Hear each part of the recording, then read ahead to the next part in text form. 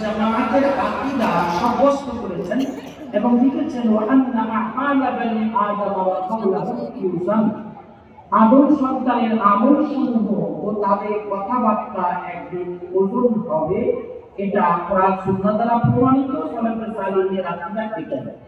রইল মুতাজিলাদের এই কথা আছে, কেউ যদি দুরাকাত নামাজ পড়ে তো এটা কিভাবে, কেউ যদি তিলাওয়াত করে তাসবিহ পড়ে এটা কিভাবে ওজন করবে, এটা আমরা ওজন করা সম্ভব নাকি? এর জবাব এতটুকু যে আজকের তারিখে মুতাজিলারা যদি হতো তাহলে তারা দেখতো পৃথিবীতে এমন কোন জিনিস আছে যে জিনিসের মাপ বা ওজন হচ্ছে না। কোন মানুষের যদি জ্বর হয়, তাপমাত্রা কতটা মাপা হচ্ছে, থার্মোমিটার দিয়ে। শীত মাপা হচ্ছে, ঝড়ের গতিবেগ মাপা হচ্ছে, এমন মানুষের শব্দের গতি মাপা হচ্ছে, শব্দ তরঙ্গ